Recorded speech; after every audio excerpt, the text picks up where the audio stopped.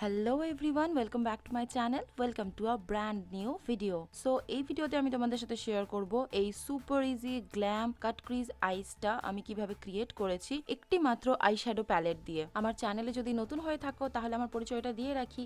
High, আমি সুকন্যা। ভিডিওটা ভালো লাগলে অবশ্যই ভিডিওটাকে একটা লাইক দিও এবং শেয়ারও করো। তোমাদের লাইক আমাকে অনেক মোটিভেট করে। আর এখনো যদি সাবস্ক্রাইব না করে থাকো তাহলে অবশ্যই সাবস্ক্রাইব করে পাশের বেল আইকনটাকেও টাচ করে দাও, তাতে নতুন নতুন ভিডিওজের আপডেট তোমরা পেতে থাকবে। ভিডিওটা যারা যারা দেখছো তারা প্লিজ কমেন্ট বক্সে জানিও তোমাদের ভিডিওটা কেমন লাগলো, তাহলে আমি বুঝতে পারবো যে কারা কারা আমার সাথে জুড়ে আছো। তো চলো আর দেরি না করে ভিডিওটা শুরু করা যাক। আইশ্যাডো বেসের জন্য আমি আইলিডে অ্যাপ্লাই করছি মেবেলিনের এজ রিওয়াইন্ড কনসিলার, আমার শেড স্যান্ড, এবং একটা ছোট বিউটি ব্লেন্ডার দিয়ে ভালোভাবে ব্লেন্ড করে নিচ্ছি। বেসটাকে সেট করে নিচ্ছি সুইস বিউটির prime and set loose powder দিয়ে। মেকআপ রেভলিউশনের নিউ ন্যাচারাল প্যালেট থেকে ব্লুম শেডটা হাফ ক্রিজে আমি জাস্ট প্লেস করছি। ব্রাশ ইউজ করছি রিয়েল টেকনিকের আইশ্যাডো ব্রাশ। সেম ব্রাশ দিয়েই ক্রিজের আউটার কর্নার টু মিডল পর্যন্ত রোস্টেড শেডটা অ্যাপ্লাই করছি। একটা ক্লিন ব্রাশ দিয়ে শেড দুটোকে ভালোভাবে ব্লেন্ড করে দিচ্ছি। ব্রাশ ইউজ করছি পিএসির 204। প্রাইম শেডটা নিয়ে এই শেড দুটোর এজেসটাকে ভালোভাবে ব্লেন্ড করে দিচ্ছি। ব্রাশ ইউজ করছি পিএসি 210।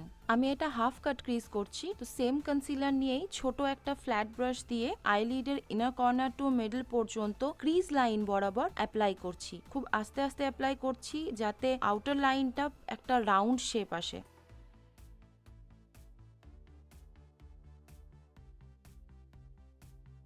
এবার লুসেন্ট শেডটা কনসিলারের ওপরে ডাইরেক্ট অ্যাপ্লাই করছি। ফার্স্টে কনসিলার সেট করার জন্য কোনো লুজ পাউডার অ্যাপ্লাই করিনি, ডাইরেক্ট অ্যাপ্লিকেশনের জন্য আইশ্যাডোর পিগমেন্টটা খুব ভালো আসবে।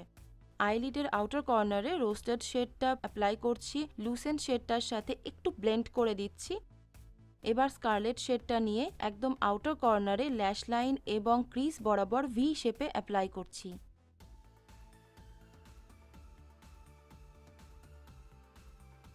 ছোট একটা ব্লেন্ডিং ব্রাশ দিয়ে ভালোভাবে শেড দুটোকে ব্লেন্ড করে দিচ্ছি।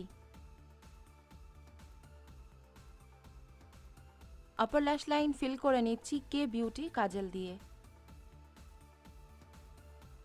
থিন একটা উইংড আইলাইনার ড্র করে নিচ্ছি মেবেলিনের জেল লাইনার দিয়ে। ব্রাশ ইউজ করছি নেইল আর্ট ব্রাশ। যারা আমার প্রিভিয়াস রিপাবলিক ডের ভিডিও দেখেছো তারা জানো যে এই ব্রাশগুলো কত হেল্পফুল।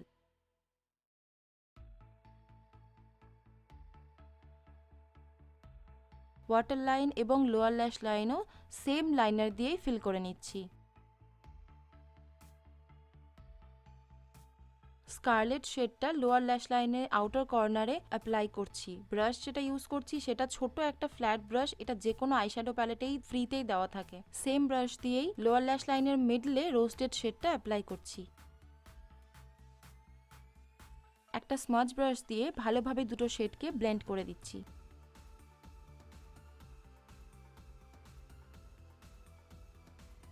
সেম ব্রাশ দিয়েই লোয়ার ল্যাশ লাইনের ইনার সাইডে লুসেন্ট শেডটা অ্যাপ্লাই করছি।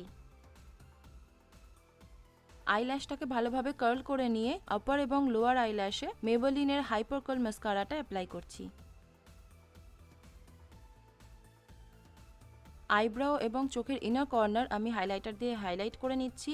ইউজ করছি নাইকার ডুও প্যালেট থেকে হাইলাইটার।